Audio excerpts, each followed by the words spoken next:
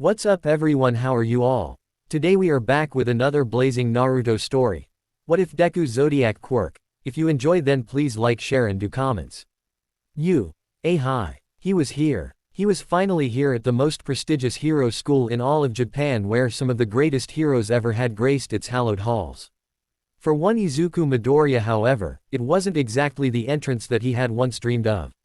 Sure, it was his dream to attend the UA High Heroics program just like his favorite hero, All Might. His dream however took a different turn. Instead of applying for heroics, Izuku ended up applying for general studies. Why might you ask? Well, it's simple. He was quirkless and being quirkless meant that nobody believed in him and his dream to become a hero. No, Izuku decided that after his so-called friends and classmates had not believed in him, his mom not believing in him and even his hero, All Might whom he met in a chance encounter didn't believe in him that he would probably be best to play it safer and go into general studies. So that's why he ended up applying for general studies instead of heroics. It wasn't like the general studies program wasn't good or anything, it just wasn't heroics. Still, Izuku was determined that if he couldn't be a hero then he'd find something else that he was good at. The question was, what else was he good at? He wasn't particularly athletic and he liked to consider himself above average intelligence compared to his peers, but that was about it. No other defining features or skill sets. It wasn't until about 6 months into the year that Izuku finally had the break that he needed during homeroom. All right class. Today marks the start of something a bit special, began the R-rated Hero Midnight. Every year, the first-year general studies classes are given a project to complete. It starts halfway into the year and is expected to last about 4 to 5 months, so it should take you up to the end of your first year here, she finished. Miss Midnight, what exactly is this project going to be about? Asked one of Izuku's classmates. I'm glad you asked. The school won't assign you the topic of this project. This is a project where you students get to choose the topic, replied Midnight. The class looked rather confused, Izuku included. But Miss Midnight, if we just choose the subject ourselves, isn't that kinda heaping out? I mean, we could pick an easy subject and do very little work and pass, right? Asked another boy. Now that's a question. Sure, you could pick something easy and do little work, however that won't cut it I'm afraid. There are 4 stipulations to whatever subject you pick as your project, replied Midnight before she started explaining the stipulations. Firstly, I'll be approving your subjects. If I think you're trying to take the easy way out or that your chosen subject simply doesn't have enough material to last you up to 6 months, then I'll ask you to choose another subject.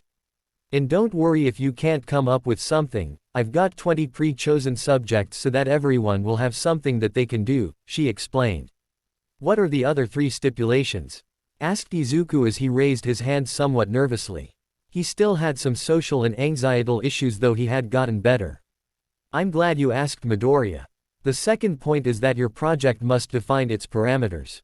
In other words, you need to explain the point behind your chosen subject, what you hope to achieve by undertaking your project and what benefits, if any, that could come from the results of your project, explained Midnight. Thirdly, resources. You are not limited in the resources in which you can use. So, if for example Tanaka wanted to ask one of the teachers for some information regarding a particular aspect of her project then she could.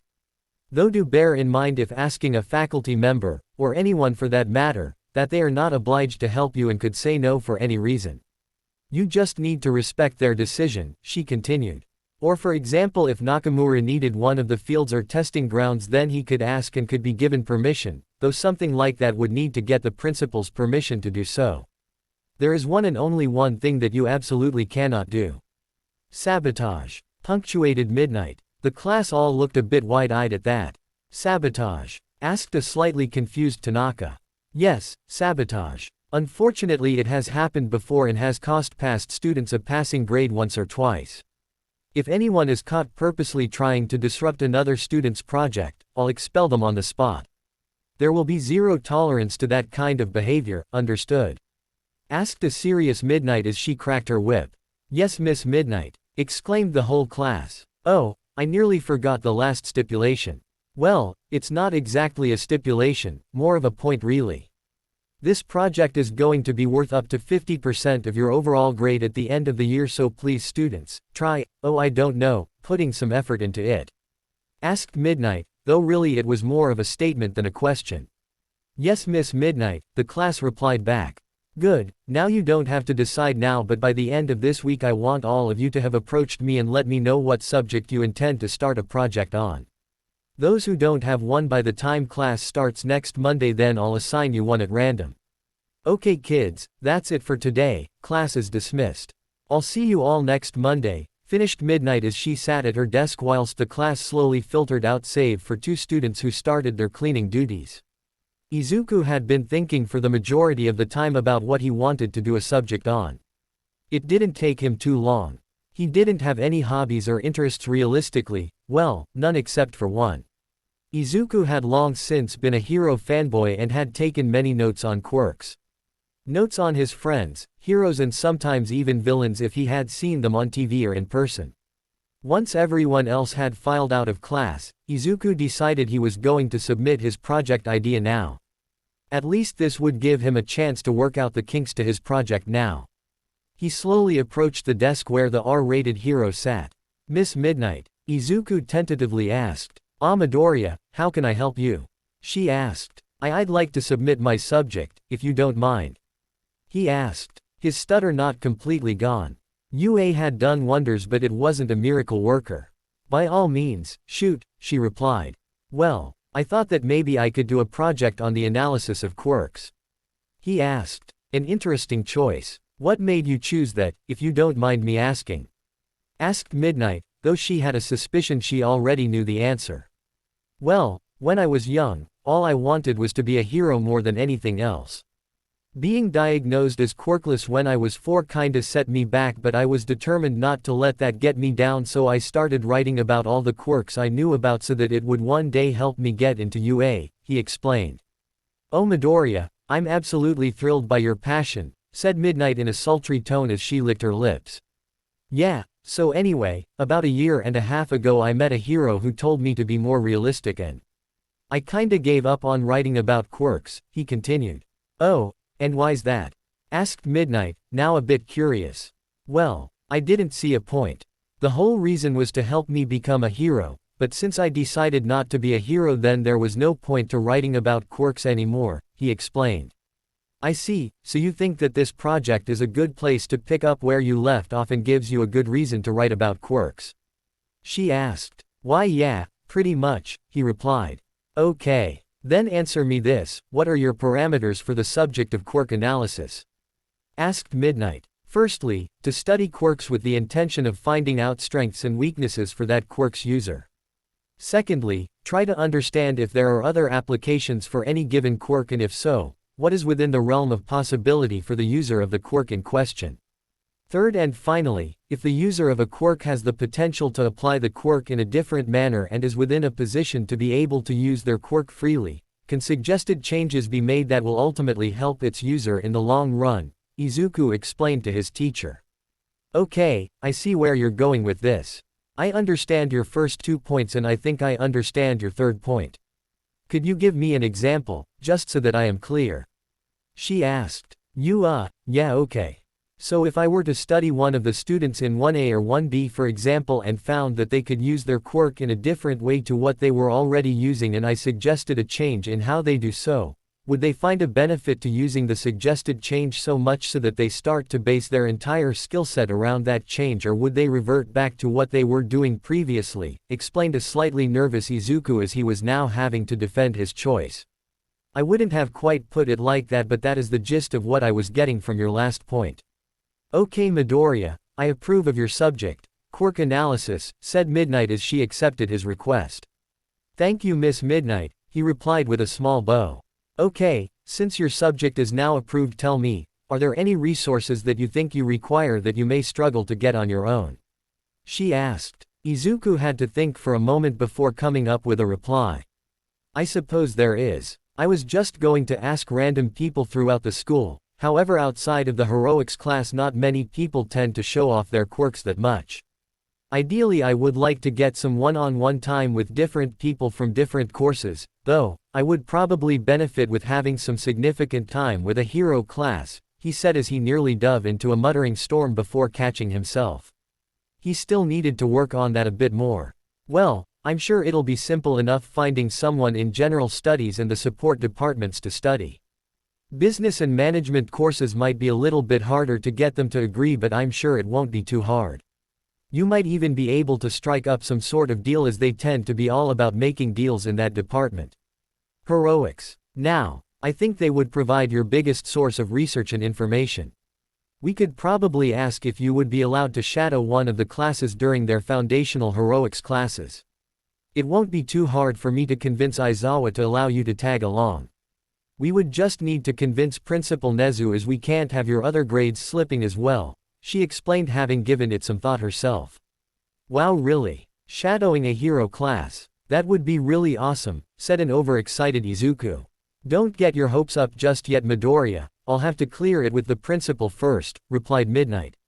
Of course, thank you for your help, Miss Midnight, said Izuku as he bowed once again and left the classroom. I hope she gets them to agree. This would give me so much to write down. Maybe I should start a whole new notebook for this project, he thought to himself as he left school for the day. Later, after all the kids had left the school, Midnight approached the principal's office to discuss Midoriya's project. She knocked on the door and waited. Come in, she heard Nezu from the other side. She slid the door open and walked in. Ah, Midnight. To what do I owe the pleasure? Asked the small principal. Midnight closed the door behind her and stepped further into the room. Good afternoon, Principal Nezu. I was wondering if I could ask you something about the first year's projects. She asked. Ah, the general studies projects. It's that time of year already. What an exciting time, wouldn't you agree? He asked as he poured some tea, gesturing for her to sit down. Midnight took a seat at his desk and accepted the offered tea.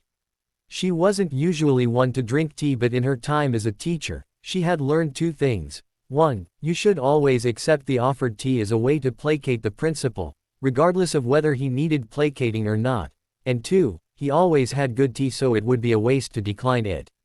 Indeed, she said as she took a sip of the tea and continued. I was actually wondering if we could discuss one particular student, she asked. Oh, which student would that be? He asked in return. Izuku Midoriya, she stated. Ah yes, the only quirkless applicant and student in the history of UA. What about him do you want to discuss? He asked. Well, I came to ask permission for a certain aspect of his project. Also, I believe you'll find his chosen subject quite interesting, said the R-rated hero. Oh, do tell, asked Nezu, his curiosity now piqued slightly. Midoriya has chosen to do quirk analysis, replied Midnight. I see. Most ambitious, but you are quite right. I am interested, replied the principal. I thought you might. I thought it would be beneficial if he could follow one of the first-year hero courses during their foundational heroics class to allow him to gather his research, but of course I don't want him falling behind in his other subjects, she explained. Of course. We can't have a bright young student falling behind now, can we? I certainly approve of this. I'll have a look over his schedule and see what we can do to limit the interruption. Though I do need you to do something for me in return, Kayama, said Nezu. Sure. What is it? Asked Midnight. Once your next class with Midoriya is finished, could you send him to me, please? I'd like to see how far along he is with his own analysis, asked the principal. Of course. Thank you, Principal Nezu, said Midnight as she stood and took her leave. This will be most interesting indeed, Nezu said to himself as he poured himself more tea. Izuku Midoriya was nervous. Okay, that probably needed some clarifying. He was always nervous, but he was nervous for a different reason today. After class had finished, Midnight had let him know that his chosen subject was perfectly okay and that she and Nezu were sorting out his schedule to allow him to shadow Class 1A. She had also asked him to go see Nezu as the principal wanted to see him regarding his project. So he was nervous simply because he didn't know what he was there for. All he knew was that it was something to do with his project. What though, he wasn't sure. He approached the door to the principal's office and shakily knocked the door. Come in, could be heard from the other side. Izuku slid the door open. Ah, Mr. Midoriya, please come in and take a seat. I was just talking to All Might here about your project, greeted the principal. All Might? Asked a surprised Midoriya. The #1 hero in Japan turned around from looking out of the window and looked at the young man, his eyes widening in surprise. Young Midoriya, he replied. Oh, you know each other? Asked Nezu. Yes, we met almost a year ago after I saved him from a villain, explained All Might. In fact, he started before steam poured off his body and he shrunk down to his normal size. Young Midoriya here knows about my secret, so it's safe for me to do this and allows me to conserve energy, All Might finished. I see. Midoriya, I take it you know how important it is to not let the secret slip about All Might's condition. Nezu asked Izuku seriously. Why yes sir, replied Izuku, somewhat taken aback by what he was seeing. He didn't think this meeting was going to start out the way it had done. Good. Now, onto the matter of why you are here. I understand you'll be doing a quirk analysis for your project, is that correct? Asked the principal. That's correct, replied Izuku as he sat down and accepted the offered tea. Wonderful. Then if it is all right with you, could I ask you to perform an analysis on Mr. Aizawa just now? Don't worry, I'll give you 10 minutes to write down whatever you think is pertinent, Nezu explained. Oh okay, exclaimed Izuku, both in shock and surprise. He certainly wasn't expecting that type of a question. All Might, I'm going to have Midoriya here observe your students during your foundational heroics class. Just as soon as I convince Aizawa. It may be your class but they are still his students and he has been taking over your class a good dozen or so times this year already. Best to keep him in the loop, explained the short principal. Oh, I almost forgot. Here you go Midoriya, paper and pencil to get you started on your analysis, he offered. Oh, thank you Principal Nezu sir, said Midoriya as he politely accepted the offered materials. For what seemed like an eternity, Izuku sat there and wrote out word after word, thinking and rethinking everything he had been writing down whilst Nezu and All Might quietly chatted between themselves. After 10 minutes, Nezu declared that his time was up and accepted the paper back as he began to read what exactly Izuku had written down. Name: Shota Aizawa. Hero name: Eraserhead. Quirk: Erasure. Description: he can erase the quirk of anyone he looks at, even multiple people at once as long as they appear within his field of vision. Unsure if there's a limit to how many quirks he can erase at once. Notable drawbacks: hair stands on end indicating when quirk is in use. Unable to be subtle except for when it's windy. If he blinks then it will stop his quirk working. Unsure if certain mutant-type quirks are unaffected by erasure, as this would cause their mutations to go back to normal human state. Possible ideas: can he erase a quirk from out with his normal field of vision using some form of equipment, e.g. erase someone's quirk by looking at them through a telescope or binoculars? Can he wear sunglasses, shades to hide his eyes when not in hero gear? Support gear: uses yellow goggles so that nobody can tell exactly who he is looking at during a fight. Could possibly change the color of his goggles so that he blends into the shadows more when stealth is key. To say that Nezu was impressed would have been an understatement. Usually to get something so detailed, one would have to pay a support company to perform an analysis, and unless it was on a top-ranked villain then there would also normally be some sort of waiting period to get results, think months, not days. Well Midoriya, I must say I am quite impressed with your analytical skills. How would you like to hone your skills a bit more? It might take you down the path of being an analyst in the future. Asked the principal. Oh, well I honestly hadn't given it much thought. Could I maybe think it over and get back to you sir? He asked, unsure of what kind of response the small principal was expecting.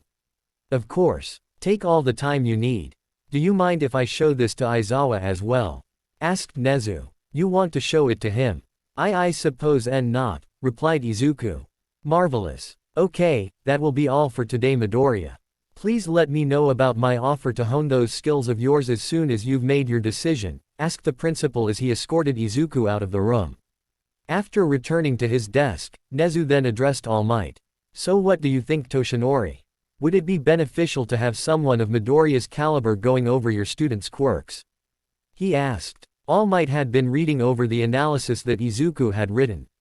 I'll say, I hadn't even thought of changing the color of his goggles. Though I suppose it's not really my place to tell Aizawa how to be a hero either. Still, young Midoriya has a good head on his shoulders, said All Might. After having sent Midoriya to see Nezu, Midnight made her way to Class 1A to go and speak to Aizawa. When she arrived, the door was left open where upon entering, she could see two students cleaning and tidying the room, as per custom. Uraraka, Asui. It's good to see you girls, she called to them. Oh, hi Miss Midnight, replied the girls. What brings you here? Uraraka asked. Yes, I'd like to know as well, asked Aizawa as he sat behind his desk grading papers. Well, hello to you to Shota, smirked Midnight. Whatever it is, the answer is no, the erasure hero replied flatly. Ah, but Shota, you don't even know what I'm going to ask yet, replied Midnight with a fake pout on her face. Fine, what do you want? He asked, already irritated. Damn it Kaminari, how many times do we have to go over quirk laws? Well, my homeroom class has their projects coming up and I've got a student that you might like. He's doing his project on quirk analysis, she explained. Shota stopped grading papers and thought for a moment before replying. Okay, but I don't see why I would be interested. He asked the R-rated hero with a hint of confusion. Well, think about it. You could get free tips on how to improve your student's quirks and it'll count towards his grade. It's a win-win, Midnight explained. No thanks. If I want a quirk analysis of my students, which I don't by the way, then I'll have the school fund for a professional analyst, replied Aizawa. Fine, but I'm sure you'll come around in the end, said Midnight. And why is that? He asked. Because I've already spoken to Nezu and he's meeting with the student just now. Just thought I'd let you know. Anyway, gotta run. Bye girls, have fun, said Midnight in a hurried tone as she rushed out the door. That damn woman, groaned Aizawa. Great, now Nezu was going to come down here and try to convince him to take this brat. He didn't have space in his class so, wait, when did Midnight even say it would be? Damned papers had dulled his mind that he was barely even rational when having that conversation. Seriously Ashido, what the hell is a phalange? After cleaning, Ochako and Tsuyu left the room bidding their teacher farewell for the day. As they left the front doors to the school, Ochako turned to Tsuyu and spoke. Hey Tsu, what do you think about what Midnight was saying? About the student who wanted to do quirk analysis? She asked her green-haired friend. I'm not sure. I mean, I understand Mr. Aizawa's point about wanting a professional. But then this would not only help that student with his project, it could also give us insights into our quirks that we hadn't even thought of, Kiro, said Tsuyu. Yeah, I see what you mean. I hope Mr. Aizawa accepts his request. I wouldn't mind having my quirk analyzed to see what else I could do with it, stated the brunette-haired girl. Well, I guess we'll just have to wait and see. Anyway, I'll text you later Ochako, said Tsu as the girls stopped at the street corner where they parted ways. Okay, safe journey Tsu, said Ochako as she turned and walked off in a different direction. Knock knock. Come, said Aizawa, not looking up from his papers. Thank goodness for Yaoyorozu. Hello Aizawa. May I have a moment of your time? Asked Nezu. Shota stopped to look up from his papers to the small mammal animal. Principal, to what do I owe the pleasure? He asked, though he was sure he already knew the answer. I was hoping you would consider allowing a general studies student to accompany your class during foundational heroics as part of his project. Asked the principal, though it really wasn't a question as such. Is this the same kid from Midnight's homeroom class? He asked. Oh, so you're aware. Good. I took the liberty of having him do an analysis of your quirk just a short while ago. I'd like you to see what he came up with on the spot. No time to prepare and no pre-written notes to go over, explained Nezu as he offered the papers to Aizawa. Aizawa took the offered papers with a bit of skepticism and began to read through what was written down. Color him impressed. Considering he was an underground hero and that most people, never mind teenagers, hadn't even heard of him. To see that a student at the school not only knew who he was and what his quirk could do, but he also had a suggestion regarding his support item. Maybe there could be some value in this after all. So, what do you think? Asked Nezu. Fine, he can come. It seems like he does know what he's talking about and it could prove beneficial. But, I reserve the right to revoke this privilege at any point, stated the erasure hero. Of course, if he weren't putting in the effort then it wouldn't be fair to anyone involved. I've offered to assist with sharpening his analytical skills, so I'm sure you won't find a reason to dismiss him, replied Nezu. Of course Nezu has taken a liking to him, thought Shota. When will he be starting? Aizawa asked. He'll start next week during foundational heroics, and after I tell him about the change in his schedule, replied Nezu. Very well. Anything else? Aizawa asked. The following week found Izuku making his way towards Field Gamma where All Might and Aizawa were awaiting the hero students to get changed and join them. He was nervous. He wanted to see all their quirks in action, but at the same time he didn't want them to think of him as the quirkless loser that everyone else had seen him for all those years. Then of course there's him, Kachan. He would just have to deal with that problem when it happens, and it was going to happen, that was a guarantee. He walked up to the front doors of Field Gamma where All Might and Aizawa stood conversing before the former noticed him. "Ah, young Midoriya. Glad you could make it," said the number one hero. As he said this, Aizawa turned around and met the green-haired student with a studious gaze before speaking. "So, you're Midoriya. I'm Shota Aizawa, Class 1A's homeroom teacher, but I'm guessing you already knew that." He asked Izuku. "Why yes sir, I am. And yes, I'm aware of you sir. It's a pleasure to meet you," he replied, trying his hardest to not fanboy and panic at the same time whilst bowing to the homeroom teacher. "It's good to see you again young Midoriya. How are you?" asked All Might. "I'm doing okay All Might sir. Thank you for asking," replied Midoriya. "You two know each other?" asked the confused Aizawa, though the look on his face suggested irritation rather than confusion. Oh yeah, I saved young Midoriya from some trouble last year. In fact, the number one hero started before looking around for anyone eavesdropping. Young Midoriya here is actually aware of my condition, but I trust him with that knowledge," he explained as he flashed a smile and thumbs up at Midoriya. Izuku smiled, but not the ear-splitting one he would have previously shown at being praised by the number one hero. After all, his advice last year still hurt to think about, but he didn't harbor hard feelings to his former idol. Izuku wasn't sure these days. "So, tell me Midoriya, what exactly do you plan on doing today whilst the class is training?" he asked Izuku. Well. I thought I'd just take some time to observe your class first and find out who everyone is and what their quirks are," he replied. "A good starting point. Very well, I'll assign you a small group of people at a time. Once class is finished, come back and see me. I want to get an idea on what each student needs to work on and where you want to start. As much as this could help my students, it is first and foremost your project," Aizawa explained. "Of course Mr. Aizawa sir," replied Midoriya. Aizawa went back to conversing with All Might briefly whilst Midoriya took a look at the entrance to Field Gamma. He'd been provided with a map of the place should he somehow get lost, but he wasn't looking to venture far into the city. He was an observer after all. Soon the students of Class 1A had all gathered in front of the two teachers as Aizawa explained the lesson for the day. It was a simple search and rescue exercise. 3 students would pick random locations within the foe city to hide whilst a group of the students would search for them in turns. The 3 students were to indicate the various difficulties in locating different types of people. Aoyama was chosen to represent easy seeing as he was the most flamboyant of the class. Iida was chosen to be medium difficulty, representing a normal-sized person. Naturally, Hagakure was chosen to be hardest difficulty for obvious reasons. Just as Aizawa was about done, All Might tapped Midoriya on his shoulder to have him turn around and face the class. He'd had his back to them this whole time and was completely oblivious to it.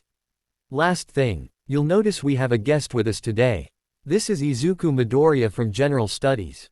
He's currently doing a project on quirk analysis. He'll be joining you in this class for the foreseeable future.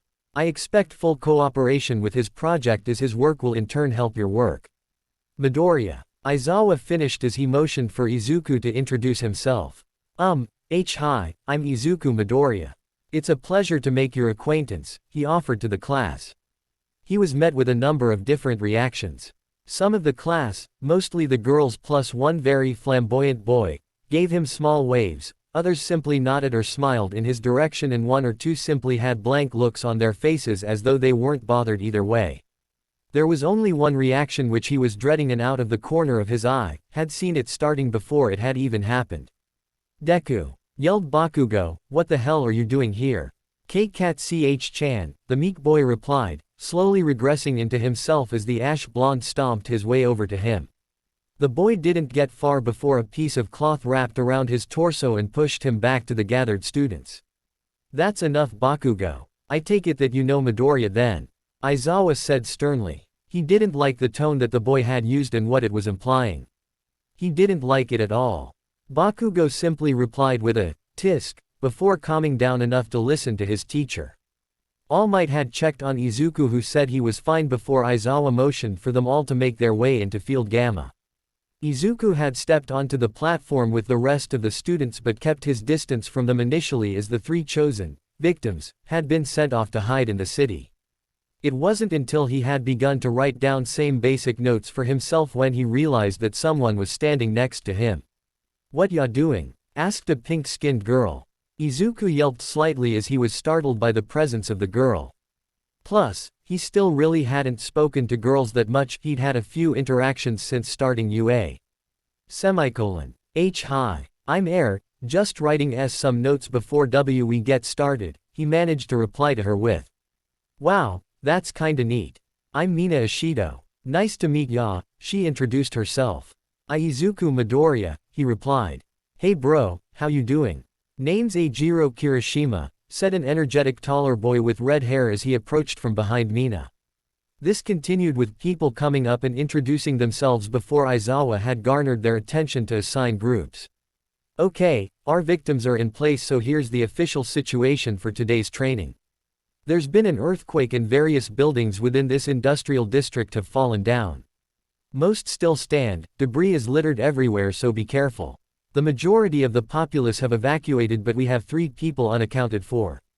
Your job is to locate them, assess them for any injuries and return all 3 safely," Aizawa explained as he got an affirmative from the class. "Koda, Jiro, Shiro, Todoroki, you 4 will go first. You have 20 minutes to find them and return them, understood?" Their teacher asked. "Yes sir," they all replied. "Good. Begin," he said. Whilst the 4 students had started, Midoriya took the time to speak to a few of the other students that Aizawa had sent over to him in small groups of 2 or 3. "Hi, my name is Suyu Asui, but please call me Su Kiro," said Suyu as she introduced herself. "Hi, I'm Izuku Midoriya," he replied. He was getting slightly better with his speech. "So what do you think so far, Midoriya?" the heroine in training asked. I don't know yet. I'm just trying to write down as much information as possible whilst I'm here. Say, would you mind if I can ask you a QQ question or 2 about your quirk?" he asked. He was doing so well too. "Sure. My quirk is called Frog. Pretty simple really. I can do almost anything a frog can. I can cling to walls, my tongue shoots out really long, I can jump real high, I can spit out my stomach so that I can clean it, but I'm sure that's a bit gross and not really useful, and lastly I can secrete a toxic mucus which just stings a bit, Kiro," she explained without being prompted for more information. Izuku was astounded that someone was as open about it as Asui was being, but he didn't miss the opportunity to write it all down. "Wow. Thank you so much Asui, that was really helpful," he said as he thanked her. "I told you to call me Su," she replied. "Oh, right, sorry," he replied with a nervous smile. "Is there anything else you wanna know, Midoriya, Kiro?" she asked. No. Not right now, but thanks Su, Su," he replied. "Okay. If you don't mind then, I'm gonna head back over and talk with some of the girls. It was nice meeting you, Midoriya. Maybe we can hang out sometime. I'd really like to see how you get on with your project," she stated before heading back off towards some of the girls in her class. Izuku didn't say anything. He couldn't. How could he? Someone was actually interested in talking to him outside school hours, or during school hours, or at all. Best of all, it was a girl who wanted to chat with him. A very pretty girl too. Wait, did I just think that she was pretty? He thought to himself. Before he could ponder it anymore, another student approached him. "Hello Midoriya," said a hulking form in front of the meek boy. Izuku looked up and was almost petrified at the sight in front of him. There stood a boy who towered over him easily, wearing a face mask with his eyes boring into him. "I'm Mezzo Shoji," the taller teen greeted. Izuku had to remember his manners and took a quick breath to help. Hello Shoji. I'm Izuku Midoriya, but I guess you already knew that. "It's a pleasure to meet you," Izuku replied. "The pleasure is mine, Midoriya. Would you like to hear about my quirk?" the taller teen asked. Sure. That sounds great," replied Midoriya as he began to write in his notebook. My quirk is called dupli arms. As you can see, I have 6 arms which are all connected by tentacles to each other. I can recreate various body parts at the end of each arm, duplicates if you will, each of which are more efficient than the original body part. I can also create additional branches as it were, and from that, additional body parts to increase the effectiveness of my quirk's abilities, Shoji explained. Izuku had been furiously writing this all down as Shoji explained it all. Wow, your quirk is so incredible. Do you also possess heightened strength? He asked. His stuttering was all but gone. I do, was the simple reply from the taller teen. Thank you, Shoji. I might have questions later, if that's all right with you. Izuku replied. Of course. Any time, Midoriya, said Shoji as he took his leave. This continued throughout the period where various students came up to Izuku and explained their quirks to him as he wrote them down. Some people conversed with him for a bit longer whilst others were quick and to the point, though not rude. He had longer conversations with the girls mostly, though he was always a stuttering mess with them. Throughout the class, one thing had become apparent which Izuku was elated about. Nobody had asked him about his quirk, and that was fine with him. The longer people didn't ask, the better. Eventually all the students had taken their turn at rescuing their classmates, including the ones who were originally victims as they swapped out. Aizawa was addressing the class as he pointed out what they had done well and what they needed to improve upon before turning his attention to Izuku. Now that we've gone over your performances, Midoriya, Aizawa called out to the green-haired teen. Yes sir. Izuku replied. Have you gotten everything you need from the class today? Aizawa asked. I think I have everything I need today, he replied. Hold on. Came the strict words of Iida, I didn't see Bakugo going over and speaking to you. Don't you need his details as well? Asked the class representative. Not really, I already know about his Q quirk, asked replied, reverting to his nervousness as he realized all eyes were now on him. Really? How? Asked the boy with the two-tone hair that Izuku came to know as Todoroki. Kei-chan and I grew up together. I've been studying his quirk ever since it came in back in preschool, he said. Really? That's awesome, exclaimed Kirishima. Shut up, shitty hair. Bakugo finally relented in holding back his tongue, and stop calling me that, Deku. He then roared at Izuku, who flinched and looked smaller after Bakugo had finished yelling and shaking his fist. Hey, come on man, there's no need for that, said Shiro as he peered over Bakugo's shoulder. Midoriya, would you mind telling us what you know about Bakugo's quirk? Asked Momo as she suddenly entered into the conversation. Katsuki Bakugo. Quirk. Explosion. He sweats a nitroglycerin-like substance which he uses to create explosions from the palms of his hands. The explosions in turn cause his body to heat up. The more explosions he creates and the longer he fights for, the more he sweats, and in turn, the bigger his explosions get, allowing him to output more damage. His grenade gauntlets are used to store his sweat so that he can use them to create bigger explosions than he would normally be able to safely do, Izuku finished explaining. The class were in disbelief. This kid from General Studies had just explained away Bakugo's quirk without even speaking to the guy. Although Midoriya had known Bakugo since they were kids, so it wasn't too far-fetched that he would have known about the angry teen's quirk already. Alright, we're done here for today. Midoriya, I'd like to see a rough copy of what you've gathered from today's exercise at the end of the week if you don't mind. Aizawa asked. Sure, no problem Mr. Aizawa, replied Midoriya. Good. Class dismissed, Aizawa addressed the students. As Izuku was making his way back to the main building, he was approached by Sue and Uraraka, who had taken it upon themselves to get to know the General Studies student more. Hey Midoriya, came a bubbly voice. Izuku turned around to see brown hair and big brown eyes looking back at him. He had to control his stuttering and blushing from the girl being so close so that he wouldn't pass out. That would be embarrassing. Oh, hey Uraraka, can I help you? He asked as he failed to hide the blush that was on his face. Not really. Me and Sue just came over to talk to you some more, if that's okay with you. She asked. Oh, of course, why wouldn't it be? He replied. Great. So what made you choose analyzing quirks for a project? If you don't mind me asking. She asked. Well, when I was a kid, all I ever wanted to be was a hero, and I thought, if I take notes on how heroes use their quirks and how they take on villains, then maybe one day I could be a hero too, he explained. That's smart. What made you choose to go into general studies? Suyu then asked. Well, that's a bit more complicated. Let's just say that I was told that IC couldn't be a hero and leave it at that. If you don't mind, Izuku replied, stutter returning in full force.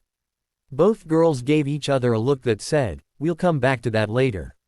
Sure. So are you finished for today or do you have somewhere else to be? Asked Uraraka. Why yeah, I've got to head back and speak Principal Nezu before I head home for the day, he replied. Why? Both girls shrieked slightly. Oh, it's nothing serious. He just wants to go over my analysis and see where I could improve is all, he replied, which allowed both girls to calm down from their panic. Well, that's good. Will we be seeing you again tomorrow afternoon, Midoriya? Asked Sue. Yeah, I'll basically be with you guys anytime you have foundational heroics, he replied. Great. We'll look forward to seeing you again tomorrow, said Uraraka as the three of them arrived just outside the girls' changing room. Why yeah, I look forward to seeing you both too, he replied, the stuttering slightly under control as he waved at them before leaving them to go get changed. In the girls' locker room, there was excited and energetic chatter going on regarding the new addition to their afternoons. So what do you guys think of Midoriya then? He seems nice, asked Hagakure. He does seem nice, Kiro, replied Sue. He's real shy but that's fine, I'll bring out the party animal in him, grinned Mina. He strikes me as the closed-off type and keeps to himself, explained Momo. Yeah, I can see that. Did you notice how he stuttered too? I can't exactly tell but I think it's panic-induced, said Jiro. What do you mean? Asked Uraraka. Jiro then pointed to her earphone jacks. Anytime he started stuttering I could hear his heartbeat pick up. In fact, he was probably most calm before he even knew we were there at the start, or the way he rattled off Bakugo's quirk the way he did, she explained. Speaking of Bakugo, did you notice how he called Midoriya, Deku? Asked Mina. Yeah, I noticed that. What does Deku mean, if anything? Asked Hagakure. It's not a nice word if it's coming out of Bakugo's mouth, that's for sure, said Jiro. I think he'd fit in with our class if he had applied for the hero course, said Uraraka. Well, that's silly. He's clearly got the brains for it, so why didn't he apply? Asked a confused Mina. I'm not sure, but when we asked about why he chose general studies, he told us that someone said he couldn't be a hero and asked us to not ask about it, replied Sue. Either way, I think we should all get to know him a bit better. There's nothing wrong with having more friends, said Uraraka, who received encouraging nods of approval or verbal acknowledgement. In the boys' changing room it was a bit more lively as the boys discussed the new arrival. So what did you guys think of Midoriya? Asked Kaminari. I like the little guy. He was friendly and easy enough to get along with, said Kirishima. Yeah, and did you see the way he nailed Bakugo's quirk? That was something else, Zero chimed in. Oh yeah. Hey Bakugo, what was Midoriya like before UA? Kirishima asked the angry ash blonde. Why the hell you were wasting your time talking about a stupid, useless Deku like him for anyway? Asked Bakugo in annoyance. What are you talking about? Asked Kaminari. He's been nothing but a thorn in my side for years. I would ignore him, he's just going to slow you down, said Bakugo before he slammed his locker shut and made his way to the door. What's his problem? Asked Zero. Beats me, replied Kirishima. Just as they were continuing to get changed, they suddenly heard Iida shouting and turned around to see what the commotion was. Cease this dishonorable and reprehensible action at once, Mineta, yelled Iida. Then you'll have to throw me in solitary confinement cause you can't stop me. I wanna see Yaoyarozu's curves, Ishido's slender waist, Hagakure's floating underwear, Uraraka's super fine body, Asui's unexpectedly soft boobies. Izuku thought he could hear the faint sounds of someone screaming in pain but decided that it was probably just his imagination. He continued making his way towards the principal's office as he pondered on his first class with 1A. There were a lot of interesting quirks to see today and I got a lot of information. Wow, it's been a while since I've been this interested in analyzing quirks, God I missed this so much, he thought. He arrived at Nezu's office before knocking on the door. Come in, he heard Nezu call from the other side. Ah, Mr. Midoriya, please do take a seat. So how goes the analysis? Did you get a lot from 1A's class today? Asked Nezu. Oh yes sir. There's a lot to work with here, Izuku replied. Good. Could you give me an example of someone's quirk that you noted today? Asked the principal. Of course sir, replied Izuku as he pulled the book from his bag and flipped to a page before he started to read aloud. Name: Denki Kaminari. Hero name: Chargebolt. Quirk: Electrification. Description: he can generate electricity that covers his entire body. He appears to have the ability to fire it over a distance, however he has no control to manipulate the electricity he generates. If he overuses his quirk, he will effectively fry his brain and become vulnerable over the next hour, so I am told. Notable drawbacks: if he overuses his quirk, he will effectively short-circuit and will become vulnerable over the next hour, so I am told. As stated previously, no control on which direction to fire electricity if firing over a distance. Possible ideas: should look to find metal surfaces when in fight. This would give him a way to somewhat control firing his electricity over a distance greater than that of his current support weapon. Support gear: currently uses a pointer shooter device with a HUD piece to show where his currently fired discs are located. Could potentially include another support device, some kinda of hook system perhaps. Like a fishing rod. Something that would give him a direct connection to his target and would be more than the current limit of 10 meters that his pointer shooter gives him. Grappling hook type weapon. Should also implement the use of metal batons, eskrima, to be able to channel electricity at a short range and protect those around him whilst having the ability to make a direct attack on a villain. Nezu looked at what he had written and was impressed that after just one class, he had come away with something quite delightful. I like what I am seeing here, Mr. Midoriya. Very good. Very good indeed. The offer for me to provide you with additional tutoring is still open should you wish to accept it, stated Nezu.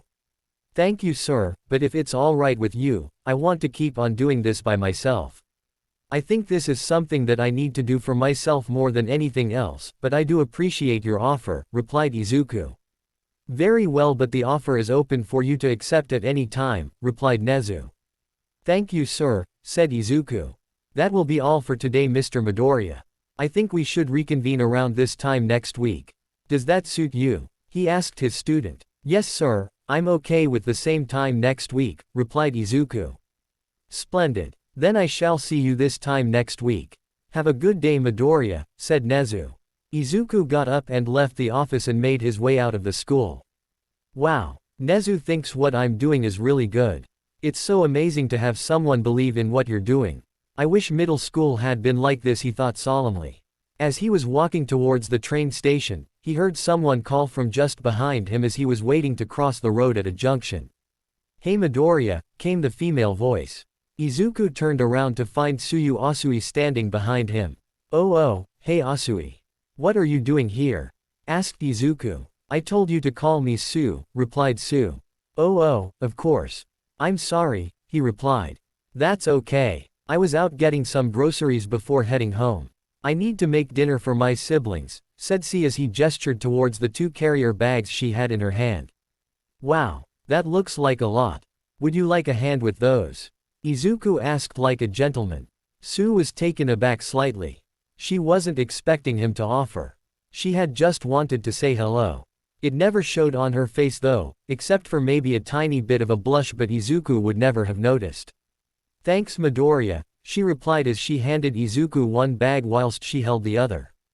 They both crossed the road and continued on their way. How did it go with the principal? Asked Sue. Oh, it went well. He said that he was impressed with what he had seen from today's class and that he wanted me to meet with him again next week, he explained. That sounds great. Good job Midoriya, praised Sue. Thanks as Sue, he replied. Do you mind if I ask you a question? She asked. Sure, what's up? He replied. I was wondering what you wrote about me during class today, if you don't mind me asking. She asked. Well, it wasn't much other than what you told me today. I can show you if you want. He asked. That's okay. I was hoping you would have had some insight on something that I was doing right or wrong with my quirk's abilities, she replied. Oh, I see. Well, I've only just written them down today and haven't had a chance to look them all over properly yet, so I'm sure I'll come up with something, he replied with a smile adorning his face. Ah, he's cute when he's smiling. Wait, what? She thought before she realized where they were. This is my stop. Thanks for carrying my bag Midoriya, she said. No problem. I enjoyed the walk. See you in school tomorrow. He replied. Sure. Maybe see you at lunch. She stated. Maybe, he replied. Okay. Bye Midoriya. See ya later, she said as she waved before boarding the train headed for home. Izuku waved to Sue once more as she waved from the window of her train before he turned around and made his way towards the other platform where his train was going to be shortly. He couldn't believe that he not only spoke to someone but it was a girl and that he had managed to hold a conversation with them. Honestly, he liked Sue. She was straight to the point about practically anything and she was pretty too. That was a thought that had caused him to go red with embarrassment despite not even saying it out aloud. Still, it was only a thought.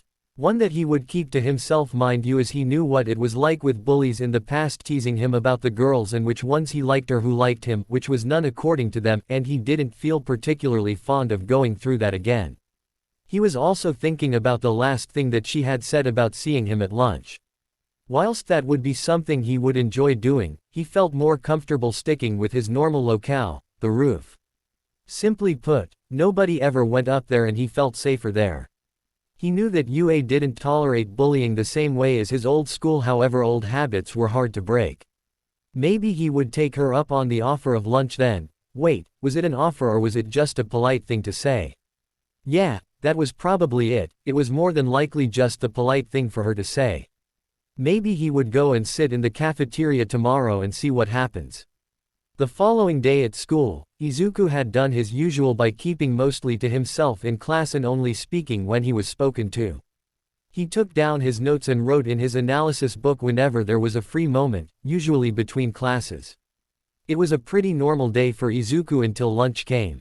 He had stood in line like everyone else and gotten what Lunch Rush was offering, which was practically the same as everyone else. Seriously, why even have a menu? Before making his way towards the back of the room to sit and eat his lunch alone. Before he could get to the back though, he heard someone call his name. Midoriya, came the yell. Izuku looked around until he spotted Uraraka waving at him as he made his way over. Hey Uraraka, he greeted. Hey, do you wanna come sit with us? She asked. At the table currently were Uraraka, Sue, Iida, Todoroki, Hagakure, Mina and Kaminari. Really? Are you sure? He asked a bit reluctantly as if he weren't allowed to sit at the table. Of course, beamed Uraraka. Oh okay. Thank you, he replied before taking up the spare seat. Most of the other students at the table greeted him warmly like Mina and Hagakure, whilst others, namely Todoroki, simply offered a simple nod of acknowledgement. The conversation picked up again when Mina spoke up. So, Midoriya, did you get what you wanted for your project thing? She asked. Oh why yeah, I got a lot of stuff written down. Thanks for that by the way, he replied, though stated the last part more towards the table in general. No problem. It's nice to have a new look on my quirk since it's kinda dull, said Hagakure. Come on Toru, it's not that bad, said Uraraka. Yeah, I mean surely it must be nice to hide away and listen to all the juicy gossip, said Kaminari. Well yeah, but I'm usually ignored in large groups of people since they can't see my face, or my head in general, replied Hagakure. What about body paint? Said Izuku as he spoke up. The group went silent for a moment before Hagakure spoke up again. Body paint? She asked. Yeah, body paint. It used to be used as a form of expressing art but kinda fell away like everything else once quirks became a thing, replied Izuku. Toru sat for a moment, her clothes indicating that she hadn't moved a muscle before she got up and exclaimed. That's genius. Oh Midoriya, thank you, thank you. You've just given me so many ideas. I need to go find Yaomomo, she shouted as she got up and hugged Izuku with bone-crushing strength before she ran off elsewhere in the cafeteria. Looks like someone's getting some special attention, said Kaminari as he nudged Izuku beside him. Suddenly Sue's tongue shot out and slapped Kaminari upside the head. OWWW, what was that for Sue? He asked. You're making him uncomfortable. Stop that, said the ever-blunt Sue. Fine, replied Kaminari. Izuku looked over at Sue, acknowledging her for the first time since sitting down, and nodded whilst mouthing the word, thanks. Sue gave a small smile back with her typical, Kiro, in response. The rest of lunch went fine for Izuku. He chatted with Sue and Uraraka for the most part as they seemed to be the ones he got along with best. He exchanged words with Kaminari a few times, but he mostly wanted to talk about girls and Izuku mostly clammed up when that topic arose. He tried starting a conversation with Todoroki, but he was mostly full of one-word answers, so it was hard to hold a meaningful conversation with him. He had left that lunchroom feeling just a tad bit giddy. It was nice to sit with people who genuinely enjoyed his company or even entertained his ideas, things which hadn't happened for most of his life. He was hoping that he could sit with them again tomorrow. Maybe he would try and ask during class. When he got to Foundational Heroics that day, he wasn't expecting a number of people waving and saying hello to him. He thought he would have been lucky to get even just 2 or 3 people to say hi to him. Just as the last of the stragglers arrived, All Might spoke up to begin class. "Okay students, let's begin. Today we'll be having one-on-one sparring sessions going 10 minutes per round. After each round you'll swap and spar with someone else and so on," All Might explained. "I'll sort you into pairs in a moment." "Midoriya," said All Might. "Why yes All Might sir," replied Midoriya. "For today's lesson, I've been asked by Mr. Aizawa to pair you up with one student for the whole class. Today you'll be following young Jiro," said All Might. "Oh okay," Izuku replied before making his way towards where Jiro was stood with Yaoyorozu. Hello Jiro, Yaoyorozu," he greeted both girls. "Hey Midoriya," said Jiro. "Hello Midoriya. It's a pleasure to see you again. How is your project coming along?" Momo asked with genuine curiosity. "It's coming along great. Thanks for asking," Izuku replied. "So Midoriya, I hear you're paired up with me today," Jiro stated rather than asked. "Oh yeah that's right. Was there anything you wanted to go over today specifically?" he asked. "Well, to be honest, I was kinda hoping you'd have an idea Midoriya," admitted the rocker girl. What? Was all Izuku could reply. "What I mean by that is that I've kinda run out of ideas on what I can do, at least for now anyway," Jiro explained. Oh okay. I've got an idea but I'm not entirely sure if your quirk is capable of it. Tell me, are you able to plug in one of your jacks to a sound source and relay it through the other jack?" he asked. "Yeah sure, I do it all the time when I'm listening to music on my phone and I wanna play it on the stereo for others, why?" she asked. "Well I was thinking, what if you got a small portable music player and plugged one of your jacks into it and the other into your jacks via a Y splitter?" he asked. "AY, what?" she asked in confusion. "You know, a Y splitter. Where you take a normal headphone jack and plug it in one side and it splits the output to 2 different connections," he explained. "I know what a Y splitter is Midoriya. I just never thought of doing that before," she admitted with some fascination of the idea in her eyes. "I wrote the idea down when I was thinking of all the different uses that the class's quirks could do. Yours just needs a proof of concept I think," he replied. "So what? You mean you just need me to actually test it out?" she asked. Pretty much. If we can test this and see that it works, it'll open up other possibilities to what you can do with your quirk," he explained. "Wow, that's so cool. Hey Midoriya, can I see what you've written about myself in your book?" she asked. Why yeah sure," he replied a bit nervously. Whatever he used to write down and what he wrote down now were usually things he liked to keep close to his chest. In some instances though, it was safe to share what was written and today was one of those instances. He opened the notebook up to the page with her entry and he turned it around and presented it to the girl who promptly took the book and began to read. Name: Kyoka Jiro. Hero name: Earphone Jack. Quirk: Earphone Jack. Description: she has headphone jacks that hang from her earlobes. When she plugs either or both of her jacks into any surface that will allow the jacks to be inserted, she can transmit her heartbeat through the object into which she has plugged, into which will cause said object to vibrate. She can also use her quirk to listen to minuscule sounds, and if she plugs into a surface, she can hear what is on the other side of that surface if there is any sound at all. Notable drawbacks: if she plugs into a surface with lots of loud noises on the other side, this can potentially damage her hearing. Similarly, quirk users with some form of sound amplification, such as present mic, will also cause issues and could reduce her ability to use her quirk properly.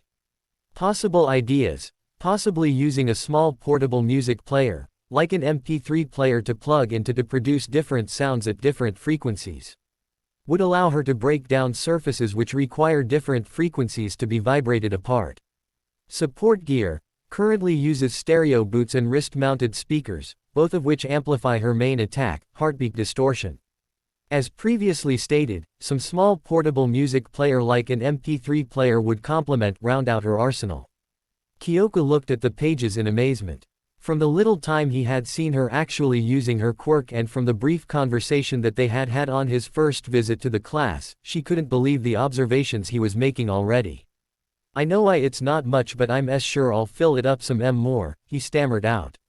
It's okay Midoriya. It seems like you've got everything in hand, she smiled as she closed the book and handed it back to him. He had been avoiding eye contact the whole time but had then looked down to see his book being offered back to him. Now come on, I need help deciding which small portable player to get and test with that idea of yours, she said. Sure, he replied as the two of them began talking and brainstorming ideas. Whilst all of this had been going on, Momo had been standing idly by and watching. He's very observant and seems to have lots of ideas on different uses for quirks. Maybe we should invite him over for one of our study sessions sometime. I think he would definitely bring a lot of new ideas to the table. Yes, I think I'll talk it over with the others later, she thought to herself as she was watching Kyoka demonstrate her quirk for him. So how was your time with Midoriya today, Jiro? Asked Uraraka. I thought it was gonna suck at first, what with his stuttering and shyness, but then he started talking quirks and you know what? I actually enjoyed talking to him. I like the guy, replied Jiro. I'm glad you think that, Kyoka. I was actually thinking that maybe we should invite him to one of our study sessions, said Momo. Really? What brought this on? Asked Sue. I was watching him explain Kyoka's quirk and listened to his ideas that he was proposing. He's got a sharp mind and likes to think somewhat outside the box as it were. I think he'd bring new ideas to the group if we invited him. Plus, I get the idea that he doesn't have very many friends of his own, explained Momo. Yeah, I've seen him around a few times when I go for a walk and he's always by himself and more recently, always has a notebook on him. I'm guessing that's the one that he's using for his project, said Hagakure. Do you think we should invite him to hang out sometime? Asked Uraraka. Yeah, cause that wouldn't just make his day. 6 girls hanging out with one guy. It's like we're just making his harem for him, said Mina playfully. The other girls either laughed or blushed and put on a fake laugh to hide their embarrassment at the idea. I think Uraraka's got a point though. Maybe we should invite him to hang out sometime. If he doesn't actually have friends then a few friendly faces might be a start, said Jiro. I agree. Maybe this weekend, said Momo. All the girls nodded in agreement or voiced their approval. Then it's settled, we'll invite him over at the weekend, said Momo. Great, now next question. Who's going to ask him? Said Mina. I think it should either be me, Jiro or Ochako, said Sue. Why do you say that, Sue? Asked Hagakure. Between the 6 of us, he's interacted with us more than you 3. No offense, explained Sue. Why don't the 3 of us go together? Asked Uraraka. Sure, I'm up for it. Jiro. Asked Sue. Sure, why not? I'm game, said Jiro. Great. Let's finish getting changed and go see if we can find him, said Uraraka. Hey Bakugo. Me, Shiro and Kaminari are gonna head to the arcade after school.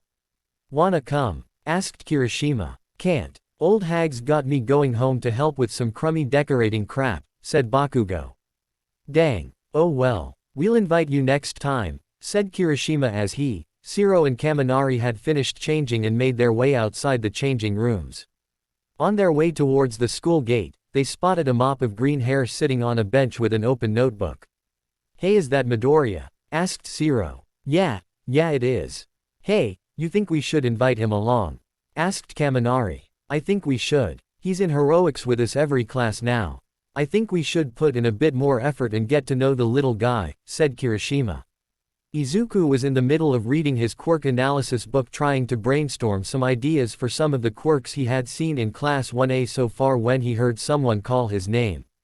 Hey, Midoriya. Izuku looked up and around until he seen the 3 boys walking in his direction and recognized him. At first he thought that they were there to pick on him. After all, it wasn't often someone came looking for him, and when they did, it usually meant trouble followed. Heike Kirishima. Kaminari. Zero, he replied. Sup Midoriya. We were just heading to the arcade, said Kaminari. Wanna join us? Asked Zero. Izuku was skeptical. He had already met these guys and he knew that they were decent people. However, old habits die hard and he still had to fight with the feeling that they were only bringing him along to torment him somewhere else. His instincts did not serve him well enough on this occasion. Thanks, but I'll have to pee pass this time. Too busy working on my pee project. See, said Midoriya as he raised his book to show them. It was a weak excuse, he knew, but it was all he had. Ah, bummer. Guess we'll catch you later then, Midoriya, said Zero as the three boys continued on their way towards the arcade. Izuku breathed a sigh of relief. He didn't know why he said no.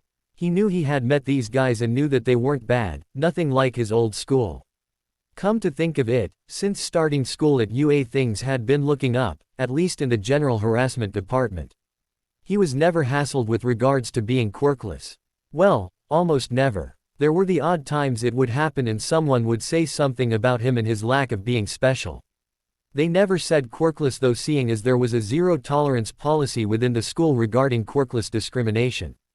Izuku was proud of that. He stood up and began making his way back towards his dorm, intending on sitting down and brainstorming over the next hero student's costume changes. He had made it all the way to his dorm building as someone called his name. Hey Midoriya. He turned around at the sound of his name to be met with Uraraka, Jiro and Sue walking in his direction.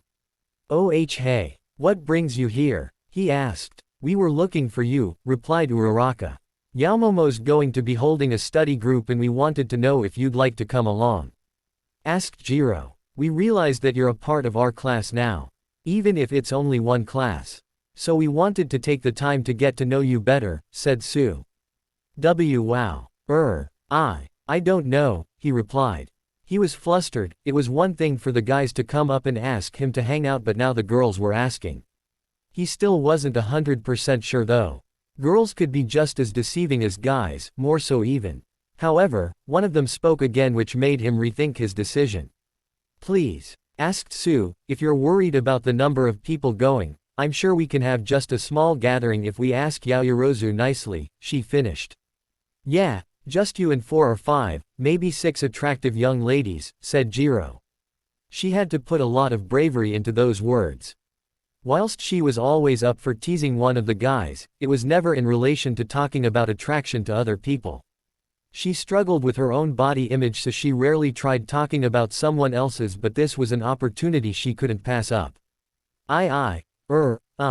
Izuku was stumbling all over his words and he couldn't really process what Jiro was implying. Thankfully he was saved by his new savior. Jiro. Stop teasing him, Uraraka giggled lightly. Can't a girl have fun? Jiro playfully retorted. So what do you say, Midoriya? Asked Uraraka. Thankfully, the brief respite was all Izuku needed to collect himself for an answer. Sure, why not? He replied. The three girls all smiled at him before Sue pulled out her phone from her pocket.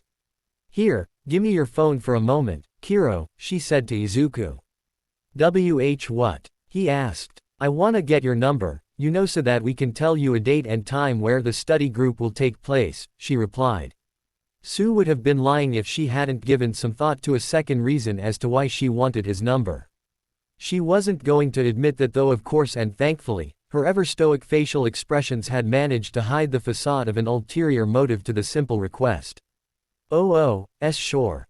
Here, he replied, stuttering now worse than ever as he pulled out his own phone and exchanged numbers with the shorter green-haired girl. Can we get your number too? Asked Jiro as she waved her phone at him, with Uraraka doing the same. Izuku could have cried at that moment. Here there were 3 very attractive-looking young ladies all asking for his number. Sure, they weren't asking him for anything other than friendship, but right now, that was exactly what he wanted and what he needed. Yeah, we can get a group chat going, said Uraraka as she accepted the boy's number into her phone as well. Sure, sounds good, replied Midoriya as he calmed slightly, enough that his stutter didn't bother him on this occasion. Great, we'd better get going, we'll text you later, Midoriya, said Uraraka as the 3 girls turned and left as they waved to the boy. Izuku waved back and proceeded to enter his dorm building. He greeted a few of the other occupants of his dorm but proceeded straight to his room. Once he was safely inside, he finally let the tears go. The ones of happiness. He had talked to people who not only wanted to speak to him but were actually inviting him to go places. Granted, he may have declined the first invite with the guys. He was also getting phone numbers, and not only that, but they were girls' phone numbers.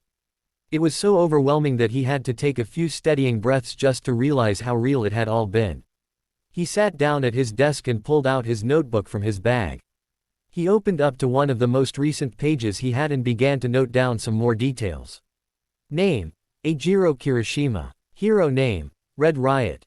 Quirk: hardening. Description: he has the ability to harden any and all parts of his body to a somewhat stone-like form.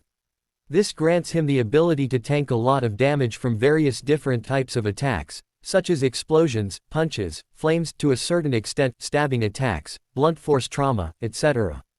Notable drawbacks: has a time limit as to how long he can stay in his hardened form for. Also has a distinct lack of maneuverability, both before and after using his quirk. Possible ideas: implement support gear to augment mobility issues. Can his hardening form be pushed further?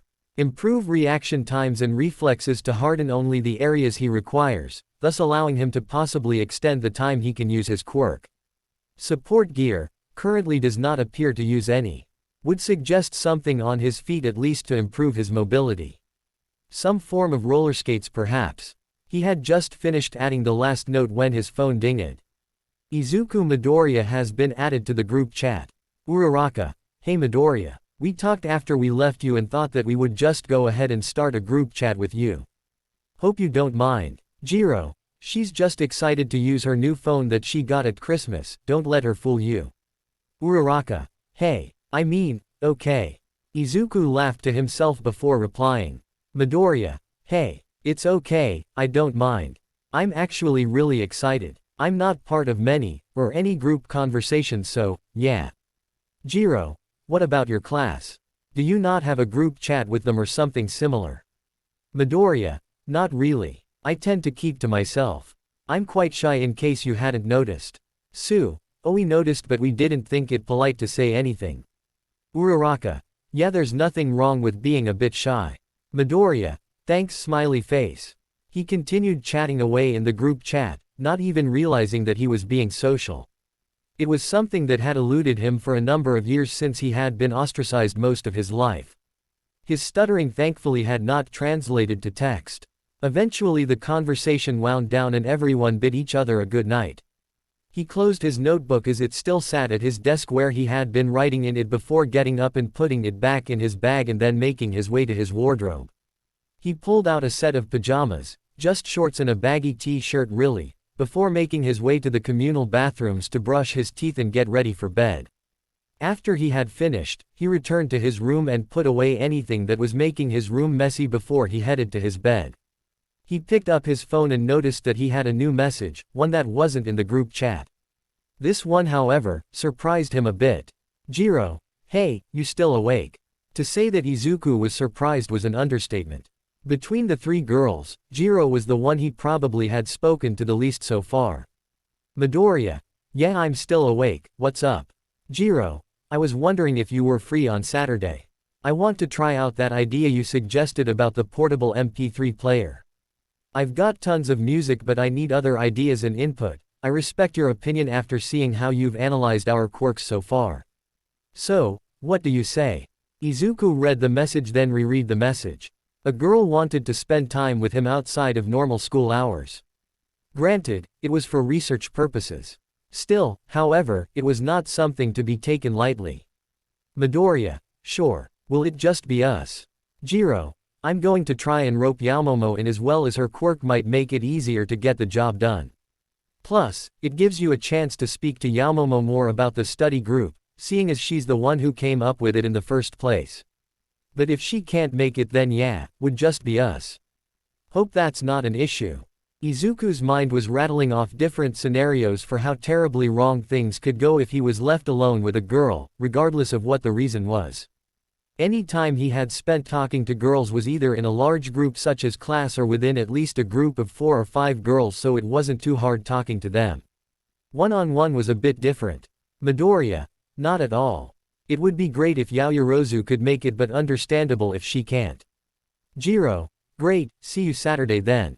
I'll meet you outside the 1A dorms. Midoriya, sure, sounds great. See you then. Izuku put the phone down and took a big breath before exhaling it out. Yep, still real. He now apparently had plans to spend Saturday with Jiro and possibly Yaoyorozu. At least it would be working on her quirk and what she could do with it. Izuku decided that he could worry about that tomorrow. Right now, he was struggling to stay awake, the previous group conversation taking longer than he had initially thought it would. He got into bed and pulled his covers over him and thought about his 3 new friends. Maybe he could make some more friends if he just spoke up a little bit more. Maybe he would go and speak to Kirishima, Kaminari and Shiro and try to join in with some form of activity that they all do. Something to be a bit more social. He had really wanted to say yes to them earlier, but he just couldn't do it at the time. One step at a time though. First he would get through the rest of the week and Saturday, then see what the following week would bring him. Eventually, his thoughts drifted back to the 3 girls and he cracked a smile before drifting off into a land of slumber for the night. And Izuku was a bit nervous. Sure, he had been talking to the 3 girls in the group chat throughout the week, but now it was going to be him and Jiro and possibly Yaoyorozu. He was hoping it would be the 3 of them, as it would mean he wouldn't be left alone with just one girl. No, he would be left alone with 2 girls. Oh dear, that was actually worse. At least he had thought so. Now instead of talking to one girl and trying not to be a stuttering mess, he would have to talk to 2 girls and not be a stuttering mess. Well, Rome wasn't built in a day, they said. An old saying from the pre-Quirk era he had learned. He made his way from his dorm building towards the 1A dorm building, where upon his arrival he found Jiro, Yaoyorozu and Todoroki. That was certainly not the people he was expecting to find when he arrived. Hey Midoriya. Glad you could make it, said Jiro as she greeted him. Hey Jiro. Yaoyorozu. Todoroki. He greeted as he approached them. Good morning Midoriya. I hope you don't mind me and Todoroki joining you today, asked the raven-haired beauty. No, not at all. Though I am curious as to why Todoroki is here. Not that I don't want you here, it's just that I'm as surprised as Al. He exclaimed and quickly explained himself all at once. Whoa, calm damn broccoli boy, said Jiro. Sorry. I get nervous sometimes, replied Izuku. I can leave if you want, asked Todoroki, who spoke for the first time in the conversation. No, I mean, please don't. I don't have many friends at school, so it's nice to hang out with other people, Izuku explained somewhat sheepishly but also with a hint of sadness. Okay, was the simple reply from Todoroki. Thanks, replied Izuku as he sighed a breath of relief. Well, now that awkwardness is over with, let's go. I managed to secure us Gym Gamma with Smintos for an hour or so, said Jiro. Oh, how did you manage that? Asked Yaoyorozu as the 4 of them began making their way towards the gym. It was actually pretty simple. I went to him with the permission slip as Mr. Aizawa was out at the time. Once I explained what exactly it was that I wanted to try, he seemed to be intrigued by this and offered his services, explained Jiro. That was nice of him, said Midoriya. We should remember to thank him for this later, said Yaoyorozu as the 4 of them fell into a comfortable silence on their way. Once the 4 of them had arrived and met up with Smintos, they began discussing how to go about testing out Jiro's quirk in this way. Okay, first things first. Midoriya, could you explain again how Jiro is going to test her quirk today? Asked Momo. Sure. First, Jiro will need some form of portable music player, and I suggest this rather than her phone in case anything happens to it whilst she is using it in battle, and B, I'm sure she wouldn't want to listen to a phone call or message ring through her in the middle of a fight, Izuku explained. A fair point. Okay, let's get started. What's first? Asked Jiro. Smintos, sir. Could you make a concrete wall for us? No bigger than say 5 feet tall and 3 feet wide? Asked Izuku. Of course Midoriya, said Smintos as he placed one hand on the floor and made the wall as requested about 10 feet from where they were all standing. Will this do? He asked. Yeah, that's perfect. Thank you Smintos, sir, said Izuku as he then turned back to Jiro. Okay, do you have your music ready? He asked Jiro. Yup, she replied. Great. First, go up to the wall and select a song, then plug in one of your earphone jacks to your music and the other to the wall, he explained.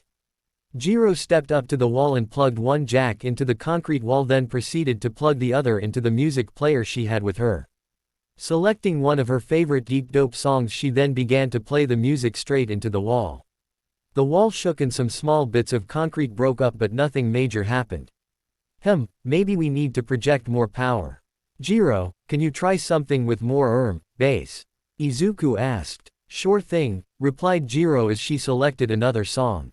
This time, the concrete started cracking but again did not fall apart as intended. Okay, let's try something heavier. Yeah, Jiro, if you haven't already then try playing something with heavy metal, Izuku said. I see what you're getting at. Coming up, exclaimed Jiro. She selected the best heavy metal song that she could find and blasted it through the concrete. The wall in front of her broke apart and fell to the ground in an instant. Wow, I can't believe that worked.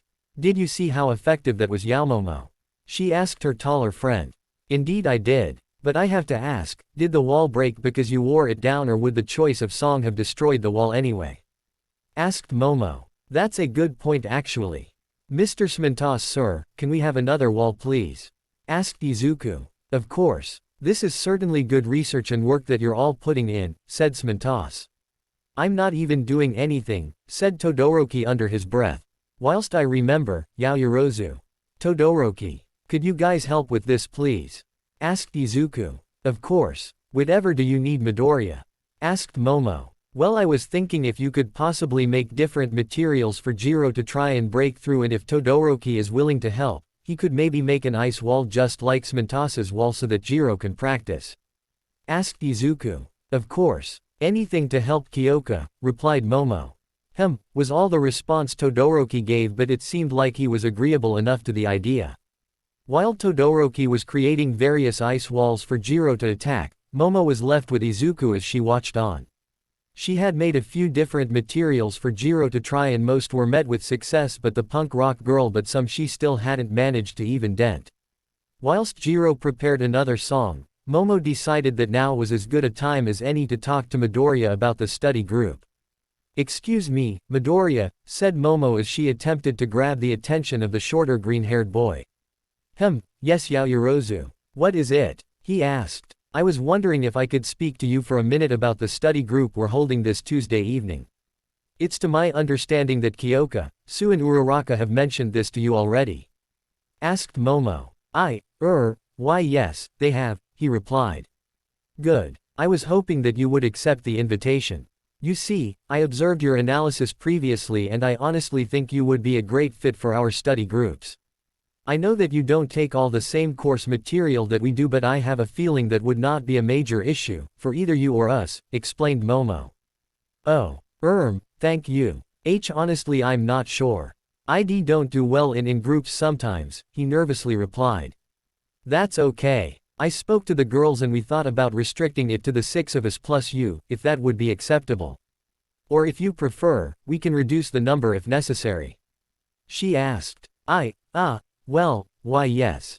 I think that would be okay, he nervously replied. The thought of being in the same room as 6 other girls and actually holding a conversation with them was what was terrifying Izuku. He wasn't bothered by their actual presence as he could easily just sit idly by in a room with them if need be. No, talking to them was a much bigger problem. He still stuttered at the best of times, but being in the same room as 6 girls would be a big ask for him. Still, he felt that he should maybe give it a try. After all, he was thinking that he had to be more social, so maybe he just had to dive right into the deep end. Sure, what's the worst that could happen? Mina Ishido. That's the worst that could happen. Don't get him wrong, Izuku does in fact enjoys Mina's company. Her energy is almost boundless and she's always active in some way, so she definitely needed the study groups. The only problem, Mina is a bit of a tease and a gossip. Now that wouldn't necessarily be a problem, except. Sue Midori, how do you feel about sitting with 6 very attractive girls? Mina teased. Izuku blushed from ear to ear, stammering to try and begin an answer. He tried speaking. Ishido. Be nice to Midoriya. He agreed to come along today to help with the study group, not be your personal plaything, scolded Momo. Oh, you hear that, Midori? Now you're my plaything, Mina said in a sultry yet sarcastic tone. Mina, Momo sternly said. Ha ha ha, relax Yaomomo. I'm only teasing the poor boy. It's okay Midori. I know you're only here to help us, said the pink-skinned girl as she turned to face the poor boy. Thank you, said Izuku as he relaxed slightly. Don't mind Mina, she just loves to tease people, said Jiro. Of course I do. It's always fun to see people's faces. You know what I mean. You're always doing it to Kaminari, replied Mina. Yeah, but he's just an idiot who keeps frying his brain. At least Midoriya over here is actually a respectful person, explained Jiro. Izuku looked at the purple-haired girl sitting across from himself. In the private room of the library they had gotten permission to go off campus to use, and gave her a small smile. Jiro smiled and nodded her head in return. So Midoriya, can I ask a question before we get started? Asked Toru. Sure Hagakure, he replied. Thanks. I was just wondering, how long have you known Bakugo? I know you said that you grew up together but I was curious as to how long that was. Asked Toru. Didn't you say you've known him since preschool? Asked Ochako. Yeah, I've known Kachan all my life, even since before preschool, Yuku replied. Kachan. Why do you call him that? Asked a perplexed Momo. Oh, that's as simple. I couldn't say Katsuki P properly when we were kids so I called him Kachan instead and it's just stuck ever since, he explained. Aw, that's so cute, gushed Mina. What was it that he called you again? Deku was it? Ochako asked innocently. Izuku flinched at that, which did not go unnoticed by the rest of the girls. Before anyone had a chance to ask him about it, he responded himself. It's another way to read the kanji in my name. It means useless. Kachan. Kachan wasn't always the nicest growing up, he explained.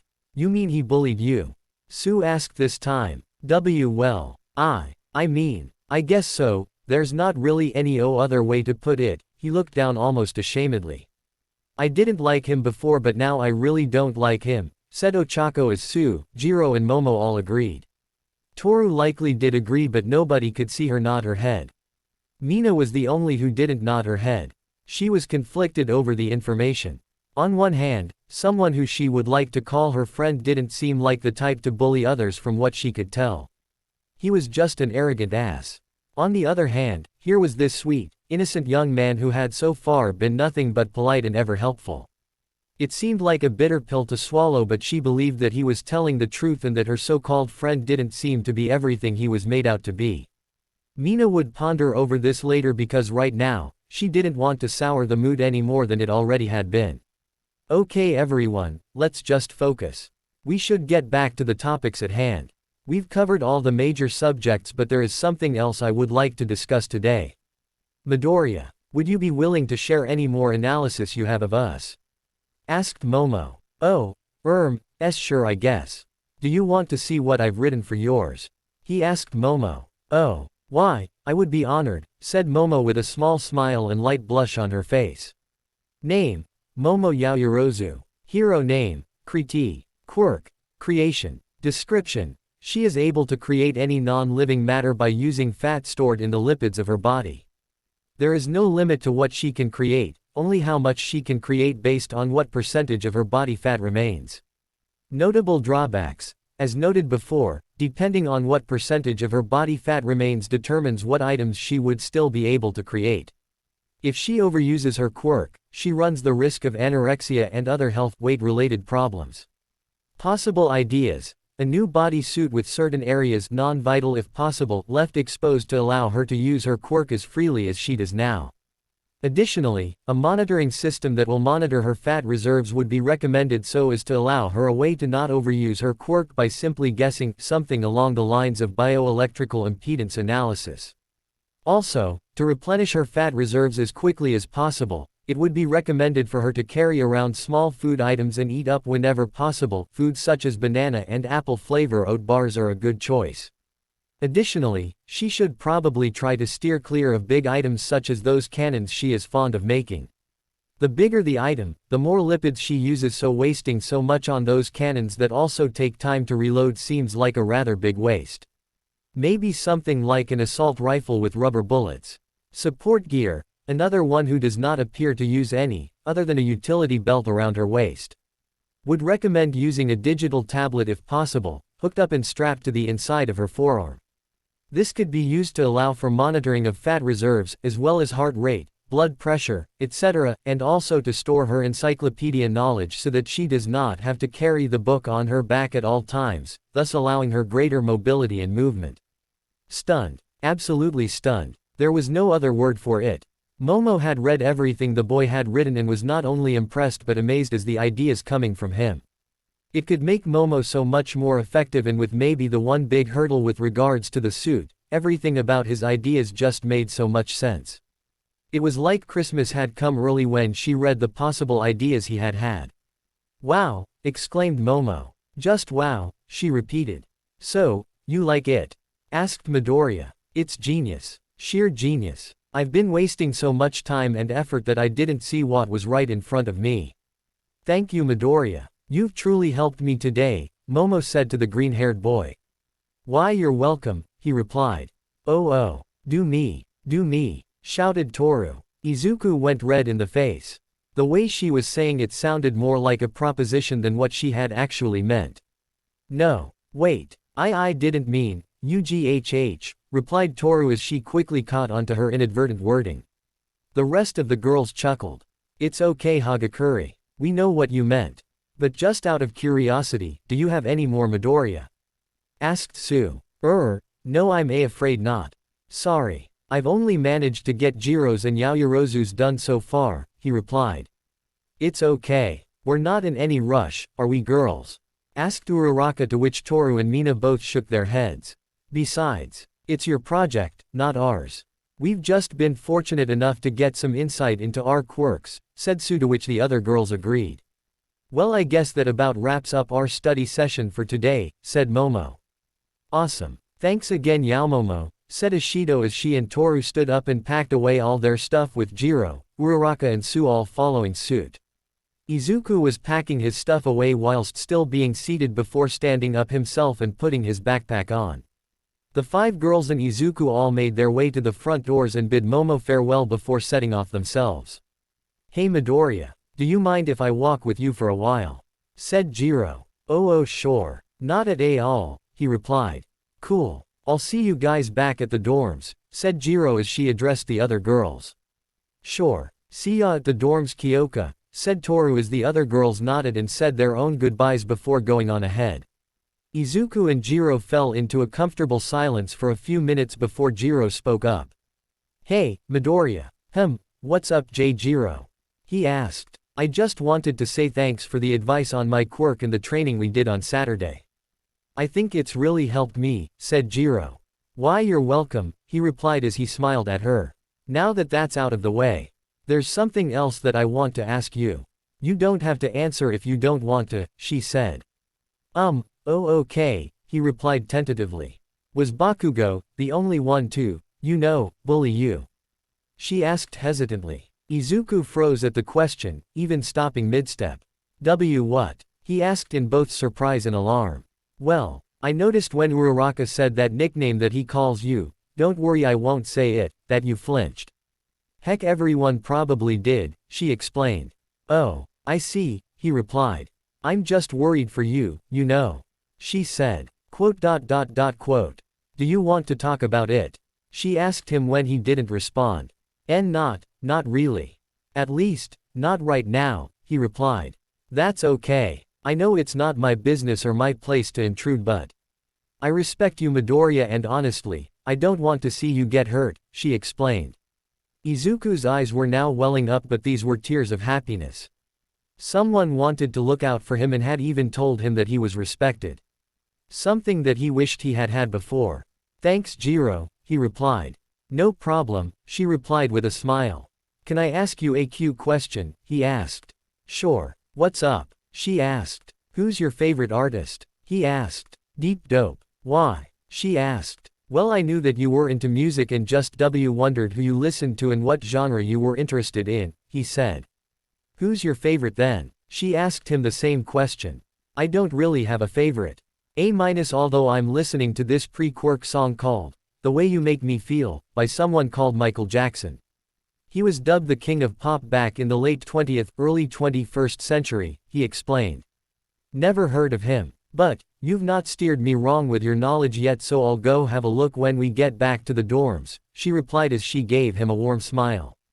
The two of them continued chatting all the way back to UA up until they arrived outside the 1A dorms. Well, it's been fun Midoriya, but I've gotta go get some shut-eye. It's been a long day for me, said Jiro. Of course. It was fun hanging out with you guys, he replied. Remember what I said. If you want to talk, I'm here, she said. I will. Thanks, he replied. Jiro turned around and started walking up the path towards the steps. Izuku watched her go, but something caught his eye. As he looked up and seen what had caught his eye, he panicked as fear took hold of him and he turned tail and ran in the direction of his dorm. Jiro turned around midway up the steps when she could hear him running away. She looked around but couldn't see anything obvious, deciding that it would be best to ask him about it later. Unbeknownst to her, looking out of a fourth-floor window was the reason for Midoriya's unusual behavior. Standing in the window was an ash-blonde hero in training whose eyebrows were knitted together with a look of annoyance. Izuku made it back to his dorm having finally decided that Kacchan wasn't going to try and come after him. He made his way into his room and closed the door behind him as he breathed out a sigh of relief. Taking a moment to compose himself, he started getting ready for bed. He looked out his pajamas and took off his clothes before replacing them with the pajamas. He then looked out his toiletries and headed off to the communal bathroom to take care of his business before bed. When he got back, he found that he had a message on his phone. Sue. Hi Midoriya. How are you? Izuku was surprised that he had the message in the first place, but even more so that it wasn't the group chat he was a part of. Izuku. Hi Sue. I'm okay. You. Sue. I'm good. What are you up to? Izuku. Not much. Just getting ready for bed. What about you? Sue. Nothing much. I was bored and wanted to talk to someone. Ochako and Momo have both went to bed. Jiro is playing music in her room and Mina is too busy trying to ship Toru with Ojiro.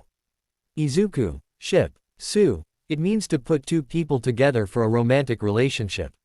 Izuku. Oh okay. So, is something on your mind? Sue. Honestly. Yes. I'm a bit frustrated, sad face. Izuku. Why, sad face? Sue. Recently the rest of the girls have been a bit wrapped up in themselves. Don't get me wrong, I love them all, but, other than those study sessions, we aren't spending as much time together recently as we have been. So I'm a bit lonely, I guess. Izuku. Well, I'm sure the other girls feel the same way.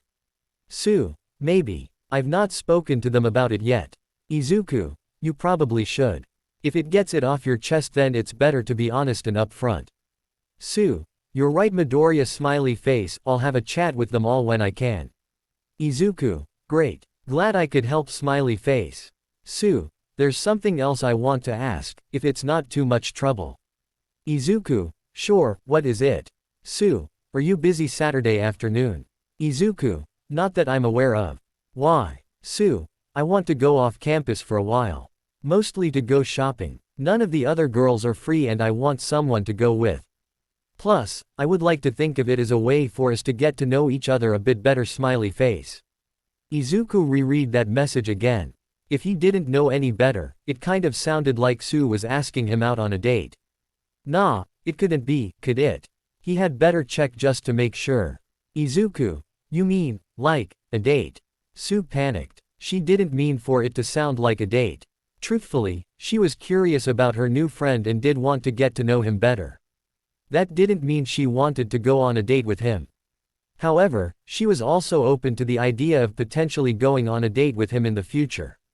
Okay, he was kind of plain looking with no overly defining features, except maybe his freckles, but he had so far proven to be a kind and sweet person who Sue was comfortable being around. She would see how Saturday went and think about whether or not she would maybe pursue a relationship with him. Right now though, she had to respond to him. Sue. No. Sorry, I didn't mean for it to sound like that. I just wanted to go as friends smiley face. Izuku. Oh, okay. Cool. I was just checking. I didn't want to misunderstand and be embarrassed. Wait, did he sound disappointed? Sue noted that but chose to ignore it for now. She would have to gauge it when she met up with him on Saturday. Sue, it's okay. It was my fault for not clarifying. So, Saturday at 1, Izuku. Yeah, sounds good Sue. I'm going to turn in for the night. Good night Sue. Sue. Good night Midoriya X. Izuku would have been lying if he wasn't somewhat disappointed. Sue was attractive, he would admit. Admittedly, all the girls were attractive in his mind. Each of them had some trait that made them attractive towards him. Uraraka's bubbly nature. Jiro's passion over music. Mina's boundless energy. Toru's upbeat personality. Yaoyorozu's intelligence. Sue was slightly different though.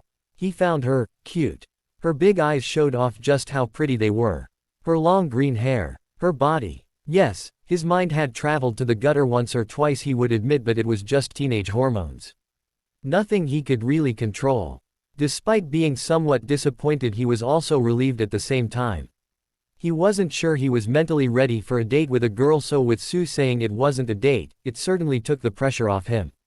Who knows? Maybe they'll have fun on Saturday and things might change. Then again, maybe they won't, and that was fine with Izuku too. At least he'll get to know his friend that bit better. Yeah, that sounded good to him. He was too busy thinking about all the things that he and Sue could possibly do on Saturday that he hadn't even realized she had sent a small kiss at the end of her text. He caught himself nodding off and promptly got himself into bed and under the covers before drifting off to sleep with a certain froggy friend on his mind.